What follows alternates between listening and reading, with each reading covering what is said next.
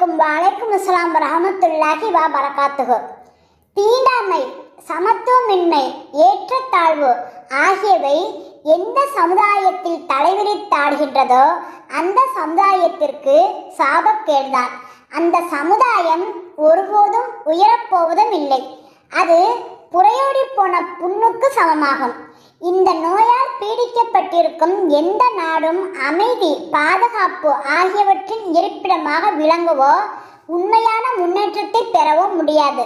அத்தகைய நாடு பூசல், பகமை, தன்னலம் போன்ற அழிவு நோயால் பீடிக்கப்பட்டு உள்நாட்டு போருக்கு இரையாகி விடுகின்றது.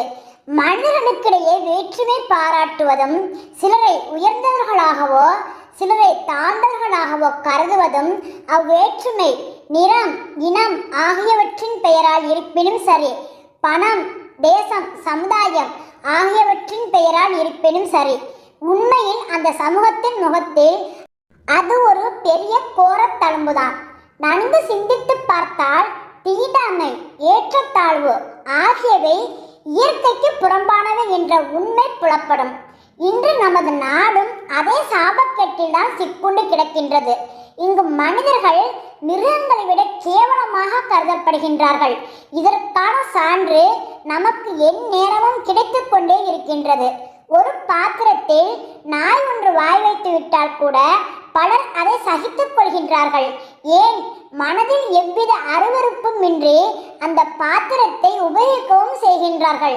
அவர்கள் தாழ்த்தப்பட்டவர்கள் என்று யாரை கருதி வைத்திருக்கின்றார்களோ அவர்கள் தன்னுடைய கரத்தால் அந்த பாத்திரத்தை தொட்டவுடன் அந்த பாத்திரம் அசுத்தம் அடைந்து விடுகின்றது என்று சொல்கிறார்கள். இது எத்தனை வேதனைக்கும் அனுதாபத்துக்கும் உரிய விஷயம்! இது மனித இனத்திற்கு இழைக்கப்படும் எத்தனை பெரிய கொடுமை! இறைவனின் பார்வையில் எல்லா மனிதர்களும் சமமானவர்களே, இறைவனின் அடிமைகளே. அவர்கள் எந்த நாட்டை, எந்த வம்சத்தை, எந்த இனத்தை சார்ந்தவர்களாக இருந்தாலும் சரி, அனைவரையும் இறைவனே படைத்திருக்கின்றான். அவன் தன் அருட்கொடைகளை எல்லா மனிதர்களுக்குமே அளித்திருக்கின்றான். அப்படி இருக்கும்போது ஒரு குறிப்பிட்ட மனிதனை எப்படி இவன் தாண்டவன் என்று இன்னொரு மனிதன் கூற முடியும்? காற்று, நீர், சந்திரன், சூரியன் இன்ன பிற எல்லா அருட்கொடைகளையும் ஒவ்வொரு மனிதனுக்கும் அல்லாஹ் வழங்கி இருக்கின்றான். மேலும் எவ்வித பாகுபாடுமின்றி எல்லா மனிதர்களுக்கும் வாழ்தல், இறத்தல், உண்ணுதல், உறங்குதல், பேசுதல், செவிமடித்தல் ஆகியவற்றுக்கான ஒரே விதமான வழிமுறைகளையே அருளியிருக்கின்றான். எல்லா மனிதர்களின் நாளங்களிலும் ஒரே மாதிரியான உதிரம்தான் ஓடிக்கொண்டிருக்கின்றது. அதாவது இரத்தம் ஒரே நிறத்தில் தான் ஓடிக்கொண்டிருக்கிறது. அனைவரின் உறுப்புகளும் ஒரே மாதிரியாகத்தான் அமைந்திருக்கின்றன. இவை எல்லாவற்றையும் விட பெரிய விஷயம் என்னவென்றால், உலக மக்கள் அனைவரும் ஒரே தாய் தந்தையரின், அதாவது ஆதாம் ஏவாள், ஆதம் ஹவ்வாவின் மக்களே ஆவார்கள். எனவே அனைவரும் ஒரே இனத்தை, ஒரே குலத்தை சார்ந்தவர்களாக இருக்கின்றார்கள். அப்படி இருக்கும்போது ஒருவர் மற்றவரை விட உயர்வும் மேன்மையும் கொண்டாடும் உரிமையை எப்படி எங்கிருந்து பெற முடியும்? இஸ்லாம் இதனை வன்மையாக எதிர்க்கிறது, கண்டிக்கிறது. அது மனிதர்களுக்கிடையே ஒரே ஒரு வேற்றுமை மட்டும் ஏற்றுக்கொள்கிறது. அதுதான் நல்லவனுக்கும் தீயவனுக்கும் இடையேயுள்ள வேறுபாடு. இரையச்சம் உள்ளவனுக்கும் இரையச்சம் இல்லாதவனுக்கும் இடையே உள்ள வேறுபாடு. இரையச்சமுள்ள நல்ல மனிதன் இரையச்சமற்ற தீய மனிதனை காட்டிலும் உயர்ந்தவன், மேலானவன் என்று இஸ்லாம் கூறுகிறது.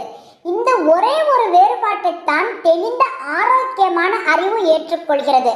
உலகின் எல்லா சிந்தனை தெளிவுள்ள மனிதர்களும் இதனை ஏற்றுக்கொள்கின்றனர். மற்ற எல்லா பாகுபாடுகளும் தவறானவையே ஆகும். அவற்றை அழித்தொழிப்பதற்காக நாம் வீறு கொண்டு எழ வேண்டும். இதே கருத்தை திருக்குர்ஆன் தெள்ளத் தெளிவாக பின்வருமாறு அறிவுறுத்துகிறது: மக்களே, நாம் உங்களை ஒரு ஆண் ஒரு பெண்ணிலிருந்து படைத்தோம்.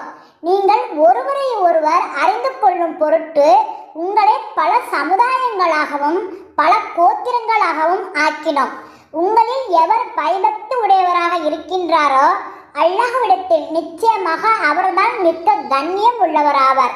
நிச்சயமாக அல்லாஹ் எல்லாவற்றையும் நன்கறிந்தவனும் தெளிந்த ஞானமுடையவனும் ஆவான். 49, 13 ஆகிய வசனங்களில் இறைவன் தெள்ளத் தெளிவாக இதை நமக்கு கூறுகின்றான். இனம், நிறம், மொழி, நாடு, தேசியம் ஆகிய குரோதங்களும் மாச்சரியங்களும் தான் இப்புவியில் குழப்பங்கள் தோன்றுவதற்கு என்றென்று மூல காரணங்களாக இருந்து வருகின்றன. இத்தகைய ஒரு படுமோசமான வழிகேட்டினைத்தான் இந்த திருவசனம் தகர்த்தெறிகிறது. பழங்காலம் தொட்டு இன்று வரை மனிதன் ஒவ்வொரு காலத்திலும் மனித பண்பினை உதாசீனப்படுத்திவிட்டு தன்னை சுற்றிலும் சிறு சிறு எல்லைகளை வகுத்து வந்துள்ளான். அந்த வட்டார எல்லைக்குள் பிறந்து வளர்ந்தவர்கள் மட்டுமே தன்னை சார்ந்தவர்கள் என்றும், அதற்கு வெளியே பிறந்தவர்கள் தன்னை சாராத அந்நியர் என்றும் நிர்ணயித்துக் கொண்டான். இந்த எல்லைகள் அறிவுபூர்வமான அல்லது ஒழுக்கப்பூர்வமான அடிப்படையில் வகுக்கப்பட்டவை அல்ல, மாறாக தற்செயலான பிறப்பின் அடிப்படையில் ஆனவை. சில சமயங்களில் ஒரு குடும்பம், கோத்திரம் அல்லது இனம் ஆகியவற்றில் பிறப்பதுவே இவற்றுக்கு அடிப்படையாக இருந்து வந்துள்ளது. வேறு சில சமயங்களிலோ ஒரு பூகோள வரையறைக்குட்பட்ட பகுதியில் அல்லது ஒரு குறிப்பிட்ட நிறத்தினையுடைய சமூகத்தில் அல்லது ஒரு குறிப்பிட்ட மொழி பேசக்கூடிய பாரம்பரியத்தில் தோன்றுவது கூட இந்த எல்லை கோடுகளை வகுப்பதற்கு அடிப்படையாக இருந்து வந்திருக்கின்றது. பிறகு இந்த அடிப்படைகளை வைத்து தம்மையும் மற்றவர்களையும் வேறுபடுத்தி காட்டும் தனிப்பட்ட சிறப்பு இயல்புகளையும் சில தராதரங்களையும் மக்கள் தாமாகவே ஏற்படுத்தி கொண்டார்கள். அதன் காரணமாக தம்மை சார்ந்தவர்களிடம் பிற மக்களை விட விசேஷ அன்பு செலுத்தி சிறந்த ஒத்துழைப்பும் நல்க வேண்டும் என்ற உணர்வும் அவர்களுக்குள் கிளர்த்தெழுந்தது. இந்த பாகுபாட்டுணர்வு இத்துடன் நின்றுவிடவில்லை. மாறாக பிறர் மீது வெறுப்பு காட்டுதல், பகமை பாராட்டுதல், பிறரை இழிவாக கருதுதல், மற்றவருக்கு அநீதம் இழைத்தல், பிறரை அடக்கி ஆளுதல் போன்ற கோர உருவங்களும் எடுக்க துவங்கியது. இந்த பாகுபாட்டை நியாயப்படுத்தி கோட்பாடுகள் உருவாக்கப்பட்டிருக்கின்றன, மதங்கள் தோற்றுவிக்கப்பட்டிருக்கின்றன, சட்டங்கள் உருவாக்கப்பட்டிருக்கின்றன, ஒழுக்க விதிகள் வகுக்கப்பட்டிருக்கின்றன. பல சமுதாயங்களும் பல அரசாங்கங்களும் இதனை தம் சிறப்பு கொள்கையாக ஏற்று பல நூற்றாண்டுகள் இதன்படி செயல்பட்டு வந்திருக்கின்றன. யூதர்கள் இதே அடிப்படையில் தான் இஸ்ரவேலர்களை இறைவனால் தேர்ந்தெடுக்கப்பட்ட படைப்பினமாக கருதினர்.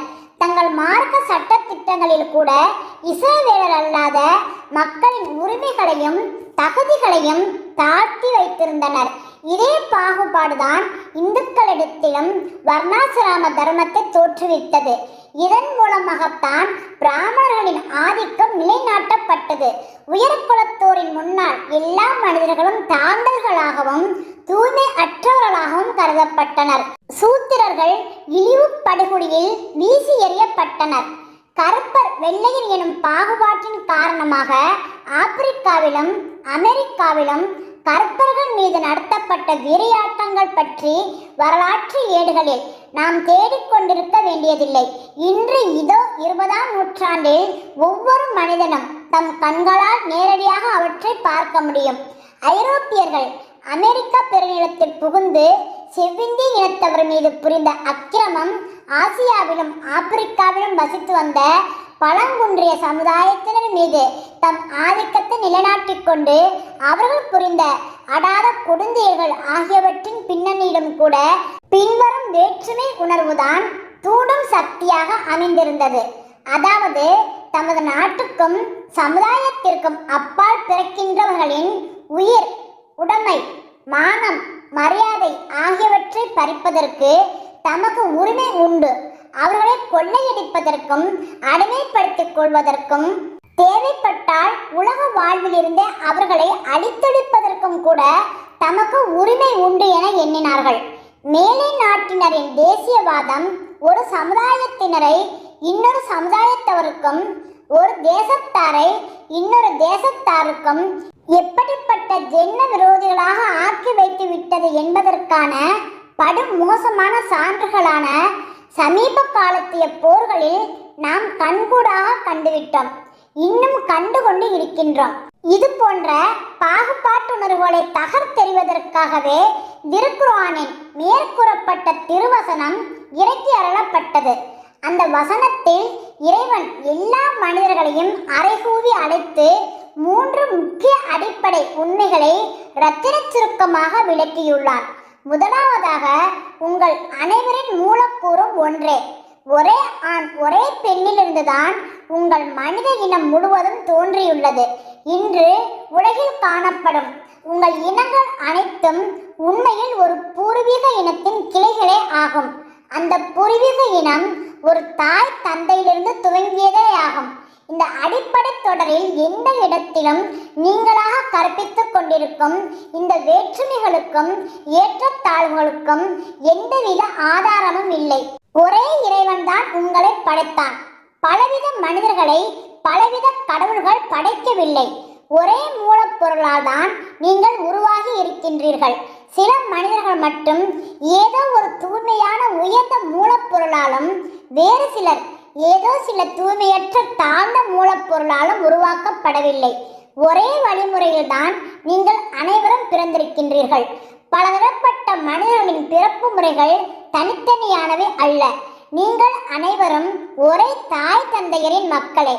ஆரம்பத்தில் பல மனித ஜோடிகள் இருந்து அவர்களின் மூலம் உலகின் பல பாகங்களிலும் மனித சமுதாயங்கள் தனித்தனியே தோன்றவும் இல்லை.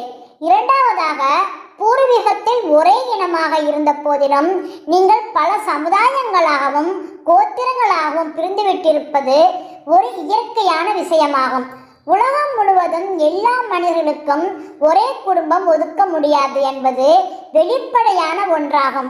மனித இனம் பெருக பெருக எண்ணற்ற குடும்பங்கள் தோன்றுவதும் பின்பு பல கோத்திரங்கள் பல சமுதாயங்கள் உருவாகுவதும் தவிர்க்க முடியாததாக இருந்தது.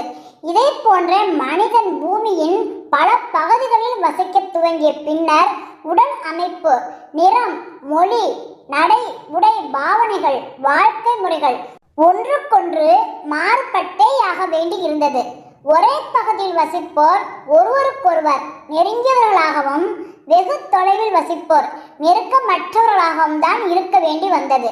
ஆனால் இந்த இயல்பான வேற்றுமை நம்மிடம் வேண்டுவது இவ்வேற்றுமையின் அடிப்படையில் உயர்ந்தவன் தாழ்ந்தவன், ஆண்டான் அடிமை, மேலோன் கீழோன் என்னும் பாகுபாடுகள் தோற்றுவிக்கப்பட வேண்டும் என்பதல்ல. ஓர் இனம் மற்றொரு இனத்தை விட தன்னை உயர்ந்ததாக கருதி வேற்றுமை பாராட்ட வேண்டும் என்பதோ, ஒரு நிறத்தவர் இன்னொரு நிறத்தவரை தாழ்ந்தவர்களாக கருத வேண்டும் என்பதோ அல்ல. ஒரு சமுதாயம் வேறொரு சமுதாயத்தின் மீது தன்னுடைய ஆதிக்கத்தை நிலைநாட்ட வேண்டும். மனித உரிமைகளில் ஒரு கூட்டத்தாரை விட மற்றொரு கூட்டத்தாருக்கு முதலிடம் கிடைக்க வேண்டும் என்பதும் அல்ல. மாறாக இறைவன் மானிட சமூகங்களை பல்வேறு சமுதாயங்களாகவும் கோத்திரங்களாகவும் அமைத்தது அவர்களிடையே ஒருவருக்கொருவர் அறிமுகமும் ஒத்துழைப்பும் ஏற்பட வேண்டும் என்பதற்காகத்தான். இவ்வாறு அமைப்பதென்றே மக்களின் பரஸ்பர அறிமுகத்திற்கான இயற்கையான வழியாக திகழ்கின்றது. இந்த இயற்கையான வழியை பயன்படுத்தி கொண்டு ஒவ்வொரு வம்சத்தினரும் ஒவ்வொரு கோத்திரத்தாரும் ஒவ்வொரு இனத்தவரும் ஒன்று கூடி ஒரு கூட்டு சமூகத்தையே உருவாக்கி இருக்க முடியும். வாழ்க்கை பிரச்சனைகளில் ஒருவருக்கொருவர் துணையாக திகழ்ந்திருக்க முடியும். ஆனால் இறைவனின் இயற்கை நிதி எவற்றையெல்லாம் அறிமுகத்துக்கான சாதனங்களாக ஆக்கி தந்ததோ அவற்றை மனிதர்கள் ஒருவருக்கொருவர் வீண்பெருமை பேசி திரியவும் ஒருவருக்கொருவர் குரோதம் பாராட்டிக் கொள்ளவும் பயன்படுத்தி கொண்டனர். இந்த குரோதம் இத்துடன் நின்று விடாமல் அக்கிரமத்தின் இறுதி எல்லைக்கே சென்று விட்டது. இது மனிதனின் முட்டாள்தனத்தை காட்டுகிறது. ஒரு மனிதனுக்கும் இன்னொரு மனிதனுக்கும் இடையே சிறப்பு அல்லது உயர்வுக்கான அடிப்படை ஏதேனும் இருக்கிறது அல்லது இருக்க முடியும் என்றால் அது ஒழுக்க சிறப்பே ஆகும். பிறப்பை பொறுத்தவரை எல்லா மனிதர்களும் சமமானவர்களே. ஏனெனில் அவர்களை படைத்தவன் ஒரே ஒருவனே. அவர்களின் படைப்பிற்கான மூலப்பொருளும் படைப்பு முறை அனைத்தும் ஒன்றே. மேலும் அவர்கள் அனைவரின் வம்சாவளியும் ஒரே தாய் தந்தையரிடம் போய் சேர்கின்றது. இவை மட்டுமின்றி யாரேனும் ஒரு மனிதன் ஏதேனும் ஒரு நாட்டிலோ இனத்திலோ அல்லது குலத்திலோ பிறப்பது இயற்கையான ஒரு நிகழ்ச்சி. அப்பிறப்பில் அவனுடைய சுய விருப்பத்திற்கோ முயற்சிக்கோ எல்லளவும் தொடர்பில்லை. ஒருவனுக்கு மற்றொருவனை விட பிறப்பால் உயர்வு கிட்டுவதற்கு எவ்வித அறிவுபூர்வமான காரணமும் இல்லை. ஒரு மனிதனுக்கு பிறரை விட எந்த விஷயத்தின் அடிப்படையில் உயர்வு கிட்டுகிறதோ அது அவன் பிறரை காட்டிலும் அதிகமாக இறைவனுக்கு அஞ்சுபவனாகவும் தீயவற்றை விட்டு விலகிக் கொள்பவனாகவும் தூய்மையான வழியில் நடப்பவனாகவும் இருப்பதே ஆகும். இத்தகைய மனிதன் எந்த இனத்தை, எந்த சமுதாயத்தை, எந்த நாட்டைச் சேர்ந்தவனாக இருப்பினும் தன் தனிப்பட்ட குணநலன்களின் அடிப்படையில் மதிப்பிற்கும் மேன்மைக்கும் உரியவன் ஆவான். எவனுடைய நிலை இதற்கு நேர்மாறாக உள்ளதோ அவன் எப்பொழுதும் கீழ்த்தரமான மனிதனே ஆவான். இவன் கற்பனாகவோ வெள்ளையனாகவோ கீழே நாடுகளில் பிறந்தவனாகவோ மேல்நாட்டில் பிறந்தவனாகவோ இருந்தாலும் சரி.